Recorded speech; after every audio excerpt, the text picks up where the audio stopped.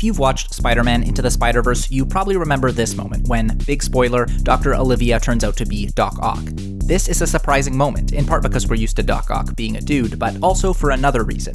It has to do with the movie's structure, and it's a clever trick that plays with our expectations. Because part of the reason this moment is so surprising is because of the way the movie gets us to drop our guard right before the big reveal. And it does this by breaking a storytelling rule you don't even know exists. So let's talk about how they broke the rules and why. This is Unstructured by Plotwell. Here's a quick review of the moment in question. Miles has teamed up with Peter, and in order to stop the super collider of main villain Kingpin, the two need to infiltrate his lab and hack into a computer. They arrive and crawl through the vents and notice Kingpin and his bodyguard talking to Dr. Olivia. Peter actually points out how standard this is and says, "This is pretty standard Spider-Man stakes, you get used to it. Watch this. He's gonna say, you've got 24 hours. You've got 24 hours. Then the three leave. Miles and Peter sneak into the office, but Miles, still not in control of his powers, causes a ruckus that attracts Olivia's attention. She comes back and, big reveal, she's Doc Ock.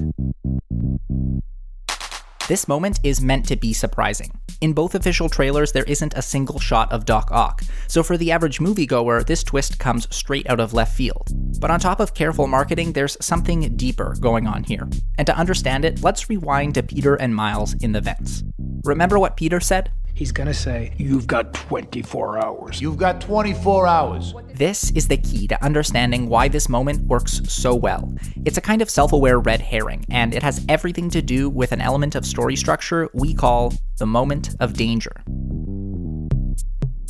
If you're a writer, you may have heard of the moment of danger referred to as the pinch point. It's a scene near the start of Act 2 where we check in with the villain. It's used as a kind of muscle flex to show their powers. It's often in a cutaway, like these scenes in Rocky, The Wizard of Oz, and Star Wars.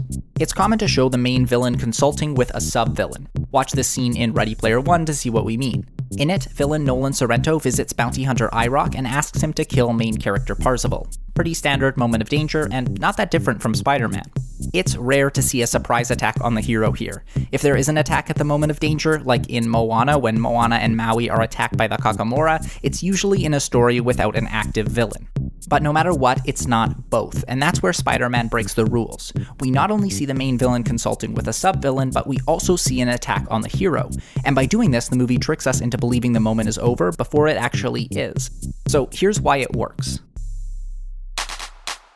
Whether you think about it or not, the moment of danger is something your brain expects when you watch stories.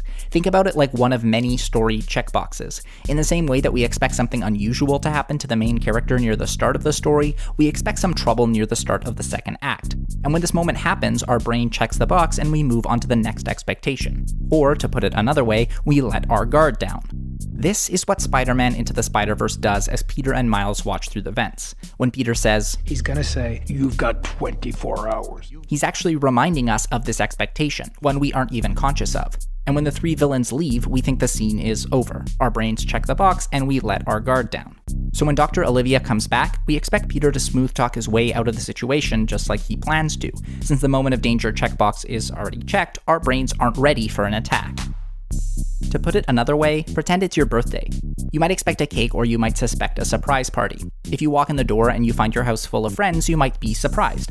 But if you walk into your house and find your family with a birthday cake, you'll assume there's no surprise party. Then if you go to the kitchen and grab a fork, but instead you find all of your friends there, you'll be a lot more surprised than normal. And that's what Spider-Man Into the Spider-Verse is doing. It's giving you the cake, then pulling the surprise party. Without the scene with Kingpin, we'd likely still be on edge, waiting for something to strike our heroes. Instead, we're sitting ducks, ready to be knocked out of our seats. So what makes this moment so effective?